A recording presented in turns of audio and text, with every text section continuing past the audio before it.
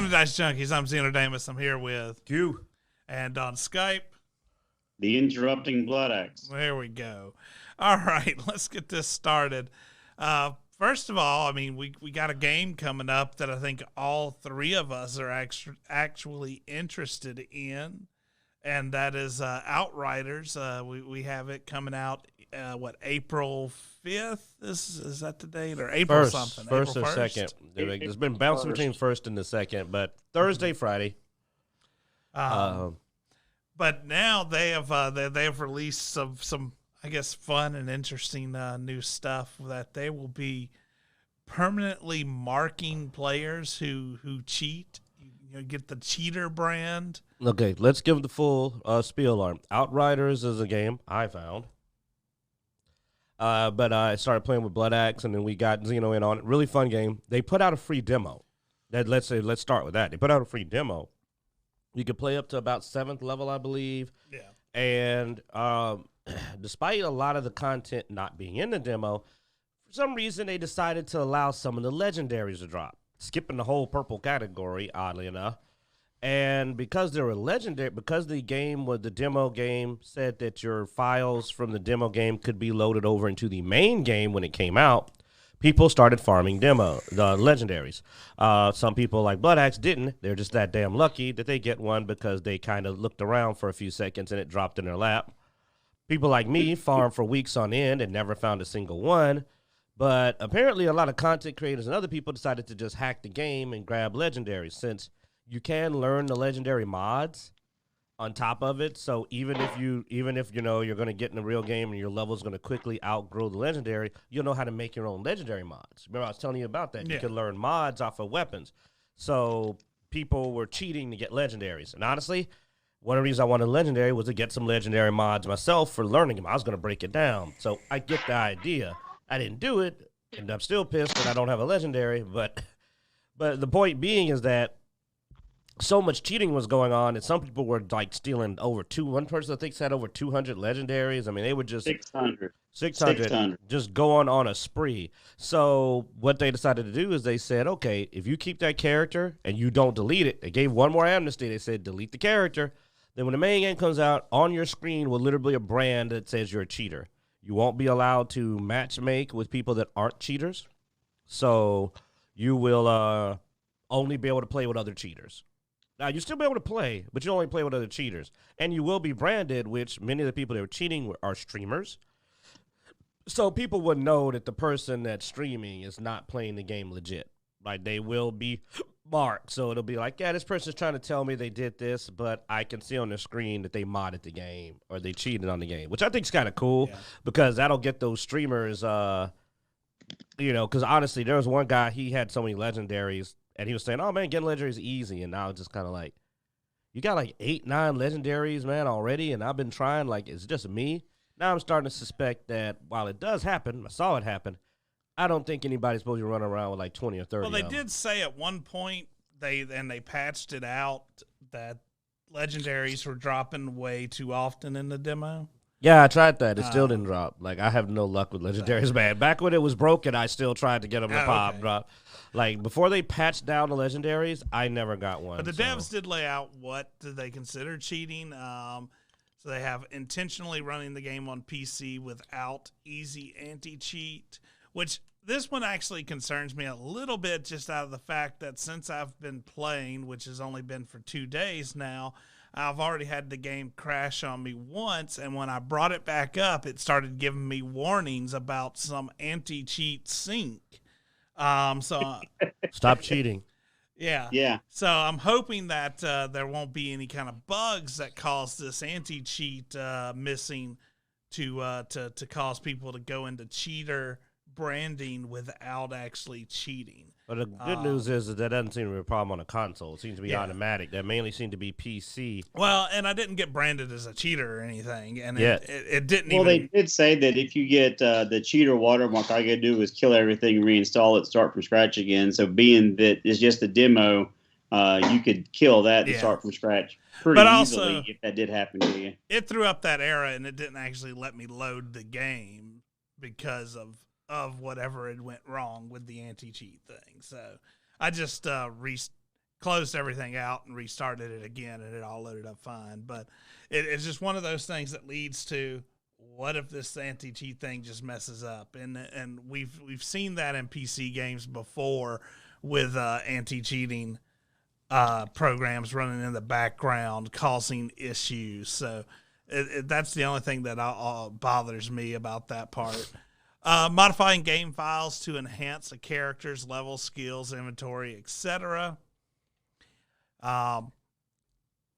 a little odd that they even have the files on the computer that you could edit them. Apparently, people were using also, well, one of the most powerful one is trainers. Trainers don't modify the files so much directly as they modify the data coming from your end. Okay. And trainers are very effective, and you can use those even on, like, streamed games like on Xbox. So, like, that was one that people were using that's very effective.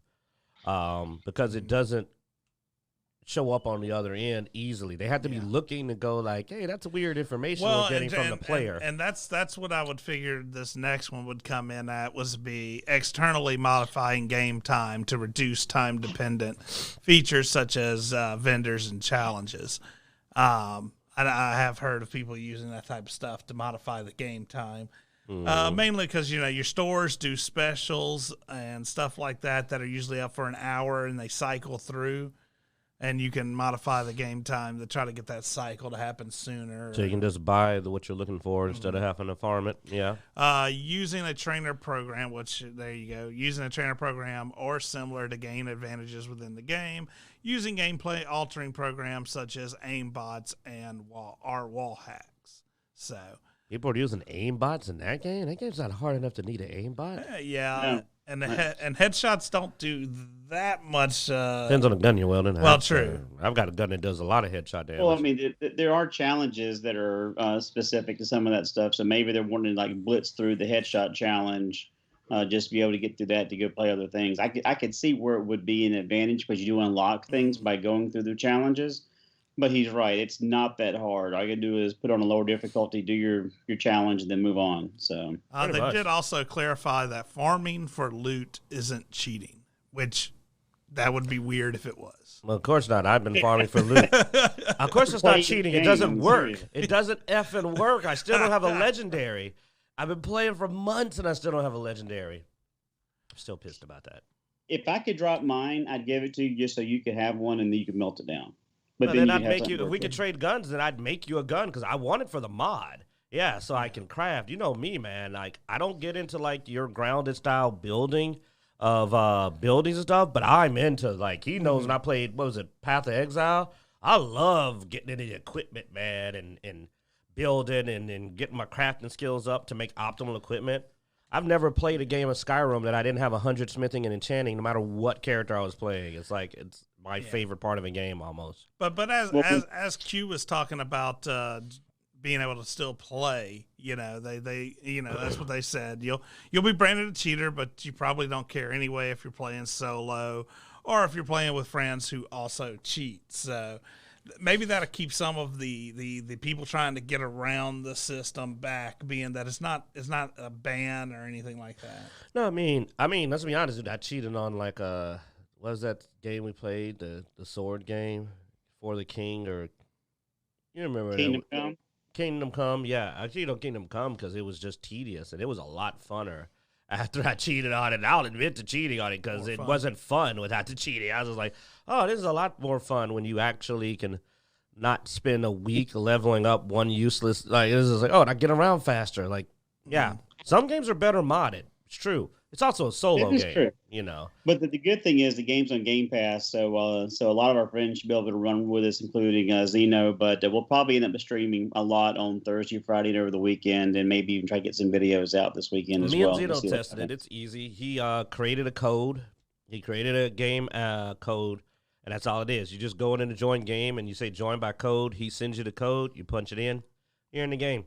It was not a problem. And it played just as smooth as when I was playing with you and Thunder, Max, even though he was on PC. Yeah, so not even any lower loading times or anything. Yeah, I don't like there's only 3 people. You can't run with 4. So there is a limit of only 3 people you can run with.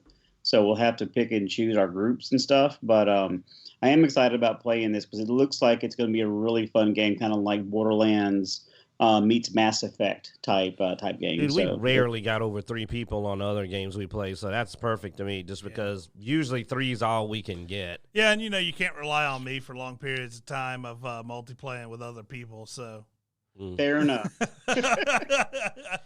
Like, I think we're only going to have every now and then a 4th person in queue. I think every now and then there's going to be somebody on the sideline. And then we'll just do it by talent. So we'll ditch the weakest link and go from there.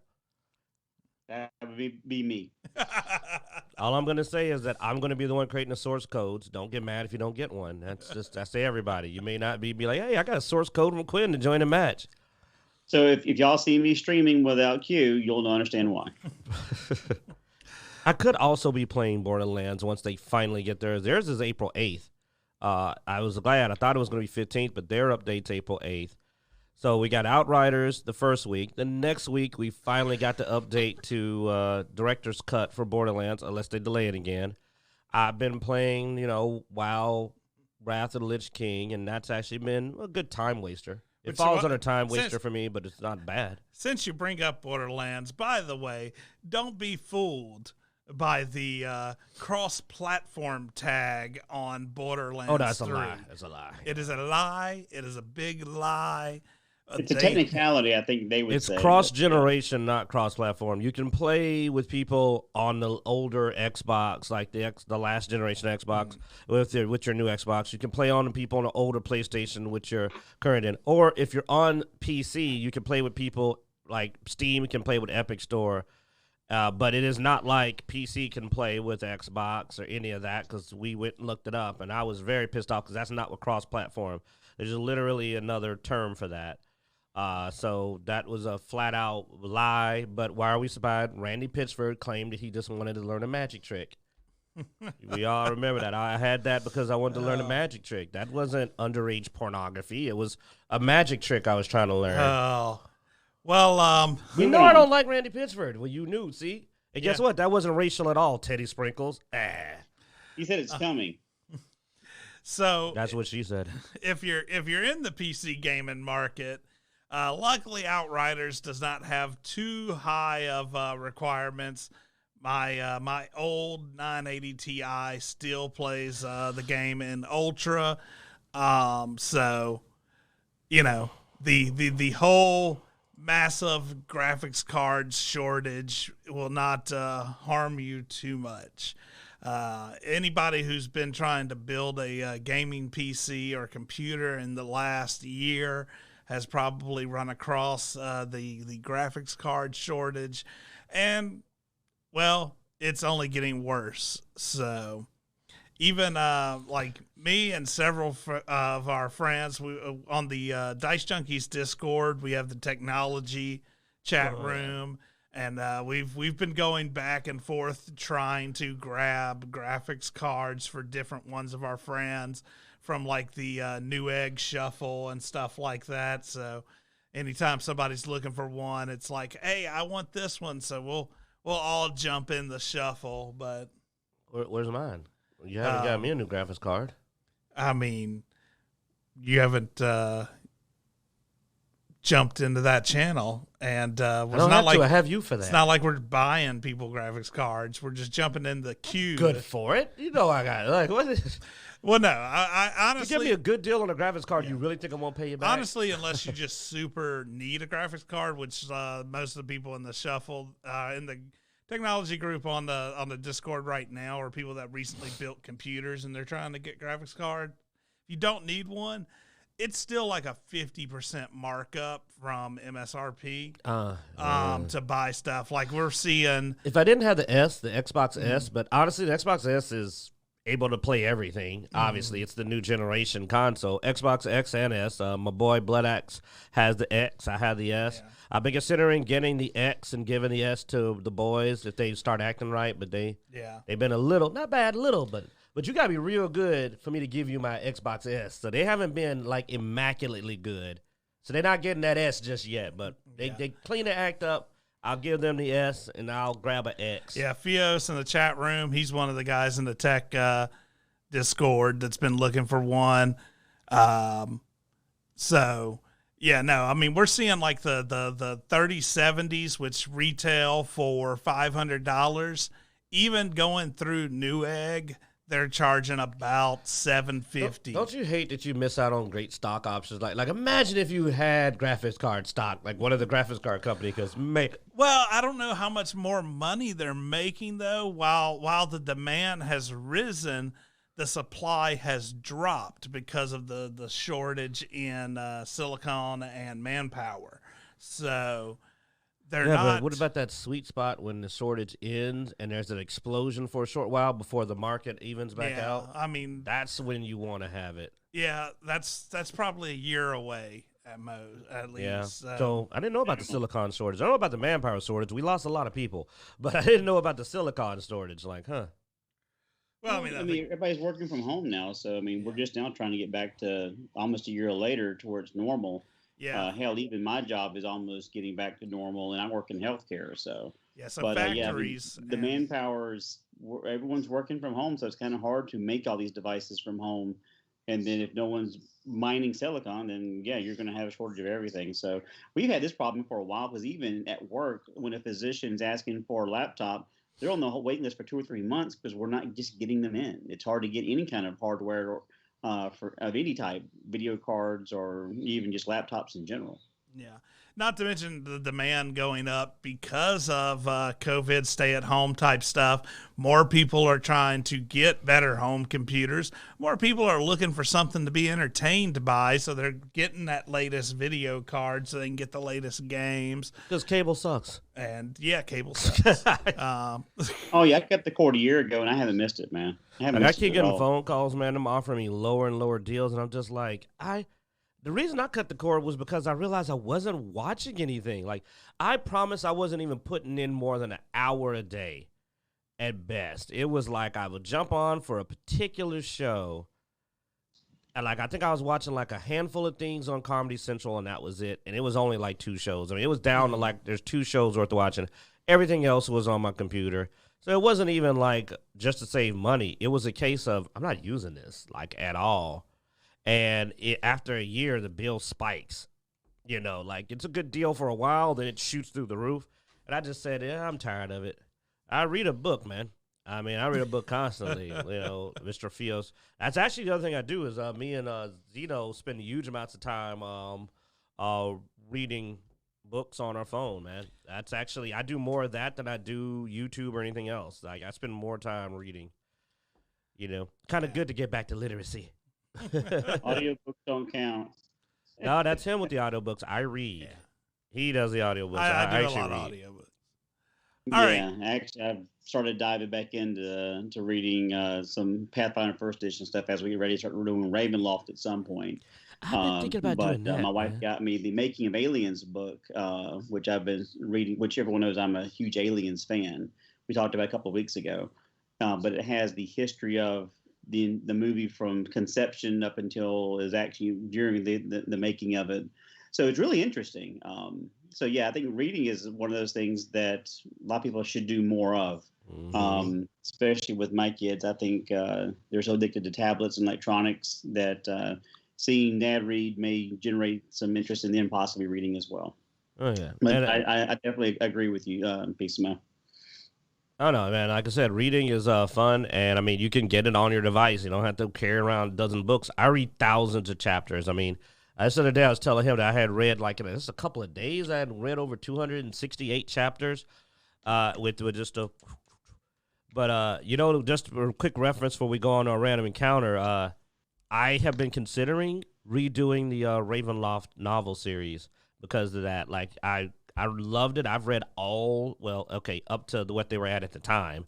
They may have put more out since then, but I had read all of the Ravenloft books. I had hunted down from the beginning to the end all the Ravenloft novels, and I kind of was thinking about shooting back through that again because I really enjoyed them. So I just thought you might find it interesting that I've been eyeballing going through that series of books. I just need to find a place where I can pick them all up. Maybe Humble Bundle, like they tend to bundle things up. I might be able to snag a whole stack. Yeah. I think I stopped at Spectre of the Black Rose is where I stopped. Oh man, I went way past that. I went up to like where Zaylen was back and starting like Yeah.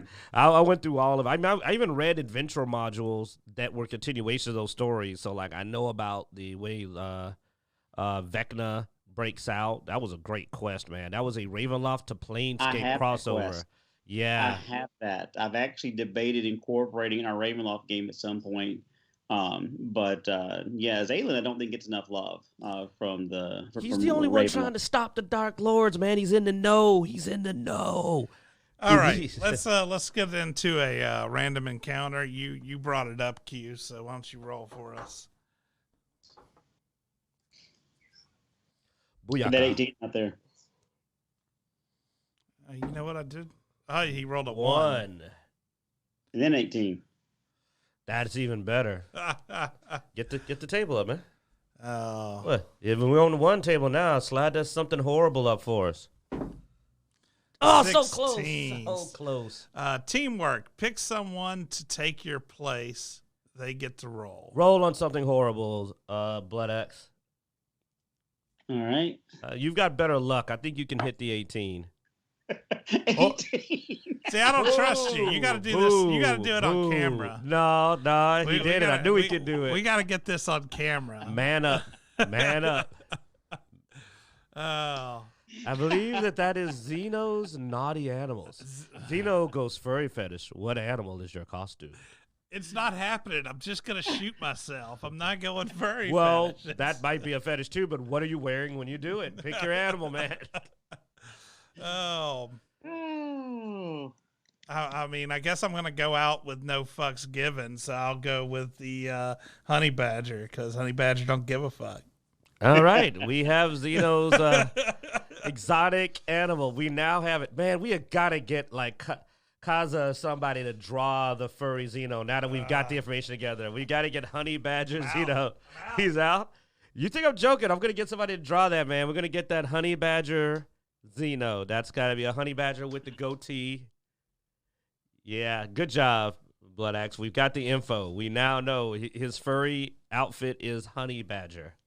Either that, or we can get Ray Bay Cosplay's husband to cosplay as him as the honey badger. Yeah, we need that. So if you're listening out there, people, we need honey badger Xeno fan art. Boom. All right, well, we'll send you a suffer t-shirt. Along. So what you guys got to pick something too. Tiger. Bam. White tiger to be specific. Yeah, get that tiger blood. Man, tiger blood, man. So tiger blood. So the Adonis. I'm winning, man. Hashtag winning. I'm not gonna make a comment. Actually, mine is me being I guess I don't know if it would be a we, but it's actually the Western tiger, OZ. You know that it's actually a reference to the Chinese. Now I want to make a hairy pussy comment, but. But yeah, I've always liked wolves and I've liked tigers, but I've really always taken I like the Bayou and the white tiger, the tiger of the Western Gate, the Western Guardian. So yeah, what about you, Blood Axe? Well, I mean, Mrs. Blood Axe always says that I'm her teddy bear and Papa Bear, so I was thinking probably grizzly bear or cave bear, something like that. We have it officially. Blood Axe is a bear. I'm a bear. Boom. Bear. Yeah, we're gonna get our fan base going here, man. Somebody's gonna put kitty cat ears on me, and then they're gonna furry badger you, and then they're gonna honey badger you, and they're gonna put the bear. We've got oh my god, we have a Dicejunkies Persona trio. Somebody's got to draw that. I'll wear it as a t-shirt. I don't care. I ain't scared of nothing. And then we can give them as emotes you can buy with channel points. That'd be great.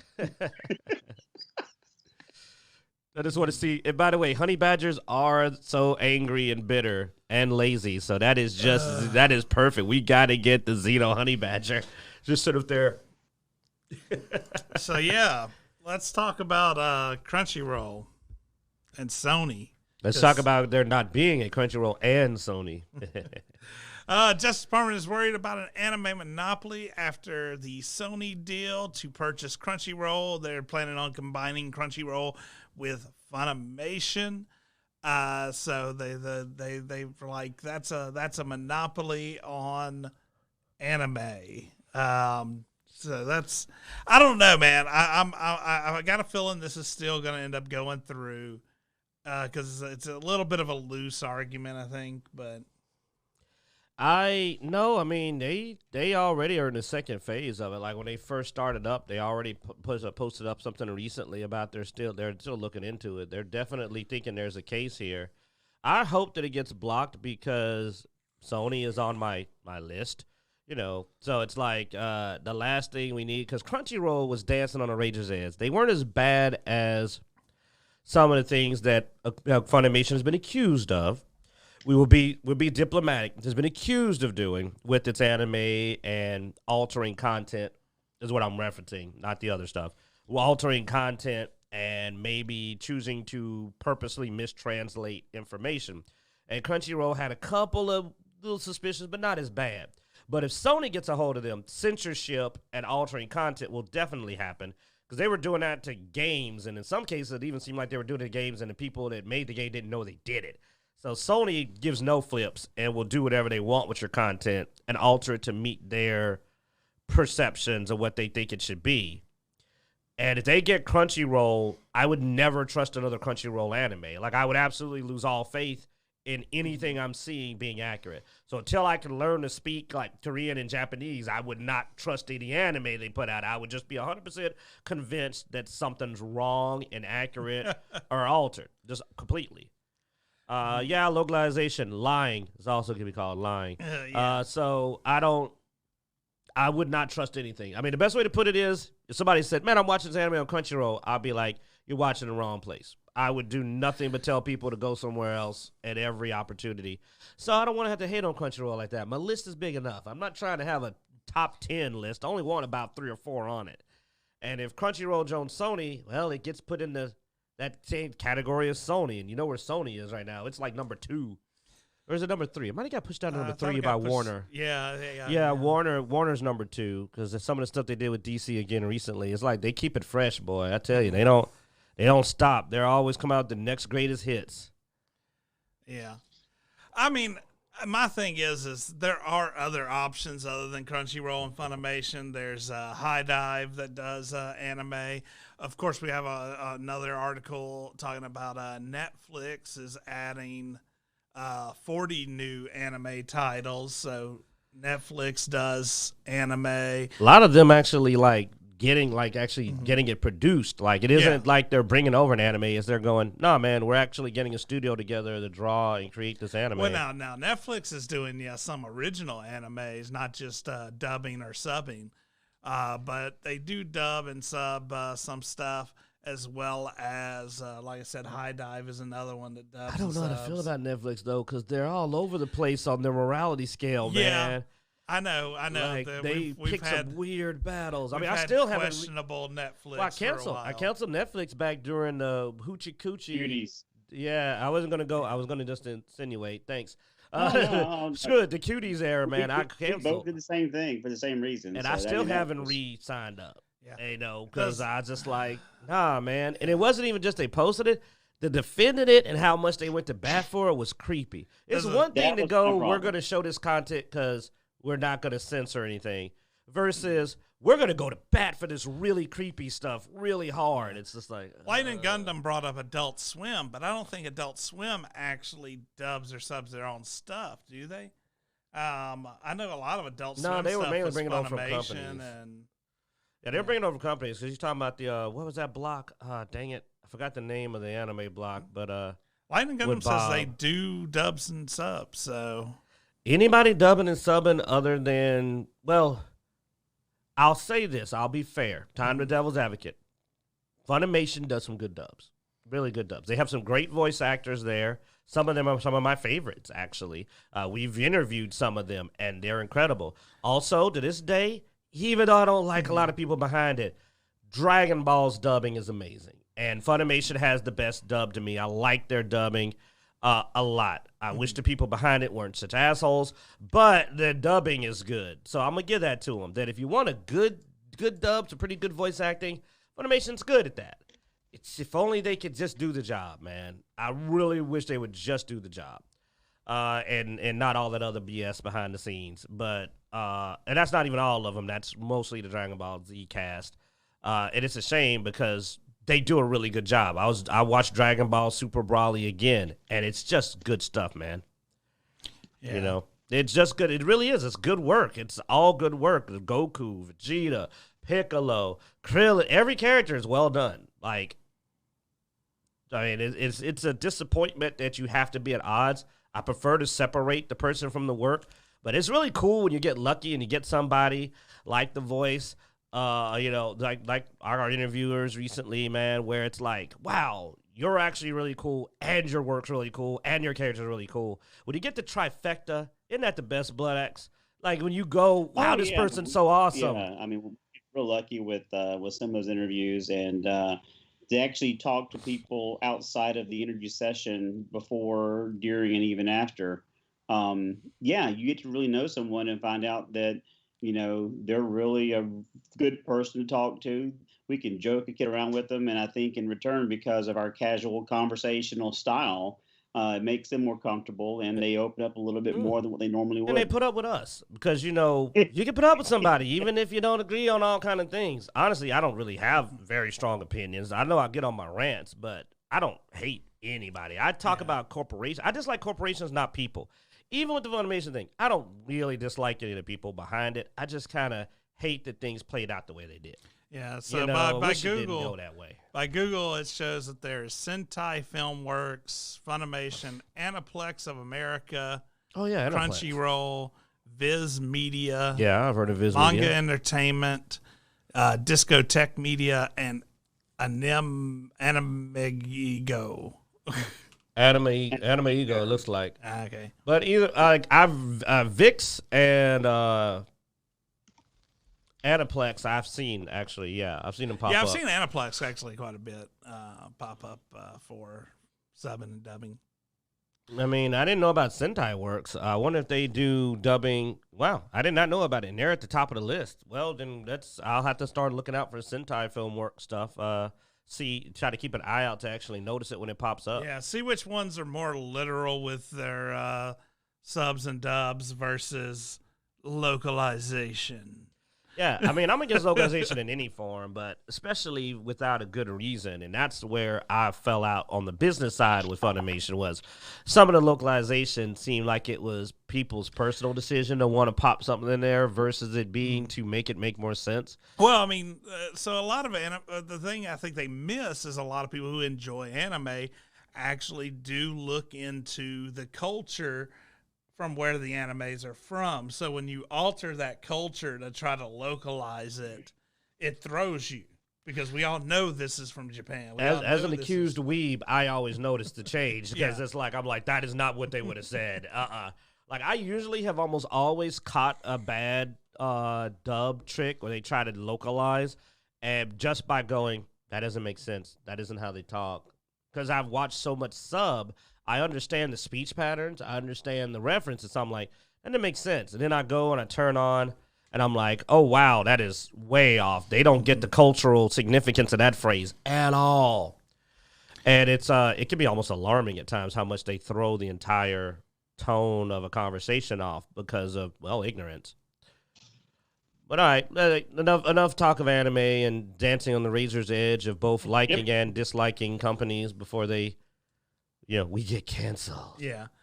All right, so if you're a fan of Star Trek, they are doing in Boston, I think it is, they are doing a Live Long and Prosper statue in honor of Leonard Nimoy. This is something that Blood Axe had brought up. Thought was sort of neat to see them do. Yeah, I mean, everyone knows me knows that I'm a huge Star Trek fan. And Leonard Nimoy unfortunately passed away a couple of years ago. I've only been able to actually meet one, which was William Shatner, who was, genuinely a nice guy in real life as well. But this is going at the Boston Museum. You just pull the article back up again. But they're going to do a 20-foot stainless steel statue of Leonard Nimoy holding up the iconic hand gesture of "Live Long and Prosper," which, according to his daughter, he actually lived by that mantra throughout his life. And he really adopted the character. I've seen several interviews where people were asking him all these scientific questions, and he didn't want to like, "Hey, just a character in a show. Get over it." He would actually play along. Go, "What do you think about that scientific principle?" "Well, I think this, and this," and he would play along with them because he understood how passionate fans were for the character he played. So I'm glad he's getting due diligence because I think he is very iconic. He's one of the characters that I probably enjoyed the most in the original Star Trek, just because he was so different. Because we got to see an alien for the first time working amongst humans. But I am excited to see him get some recognition for his hard work, even though it's posthumous in this point. But it is something that I did want to make sure that we all kind of talked about on the show, just because I am such a passionate fan of Star Trek, and lately we just haven't had any good Star Trek at all.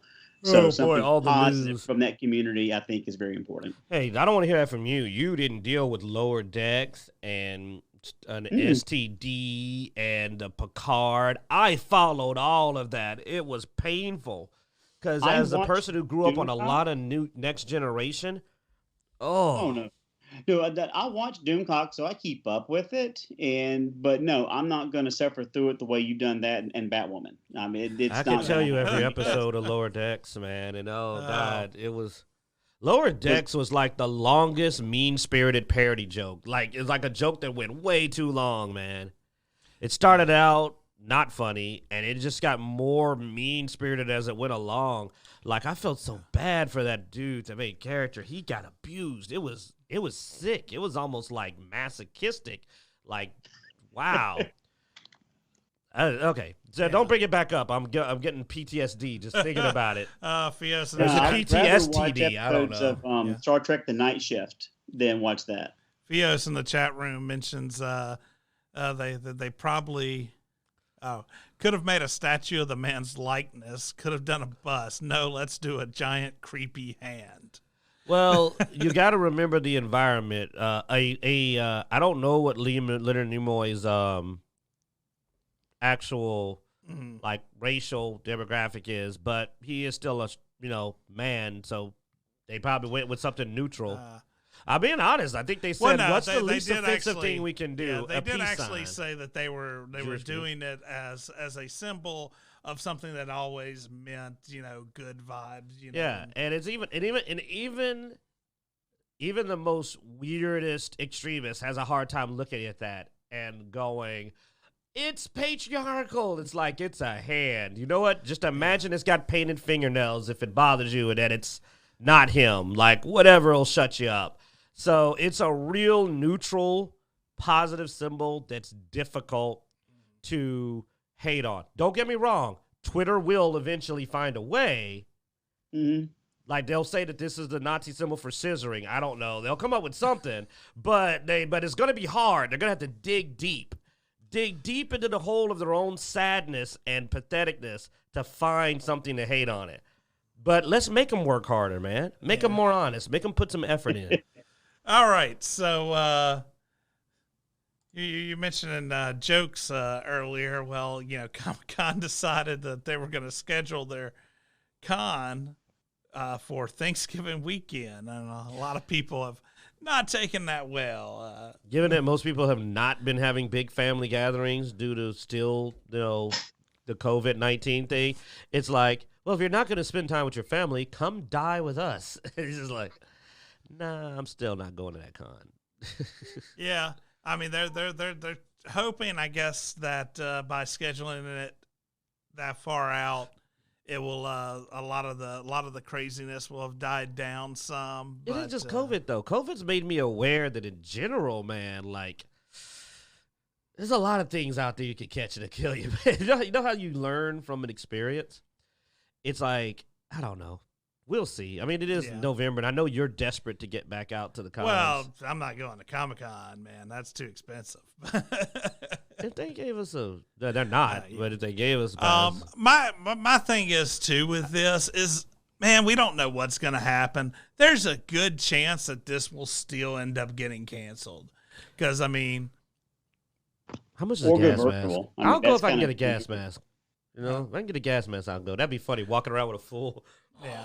Well, that's what I mean. The in-person part of it being canceled is still likely.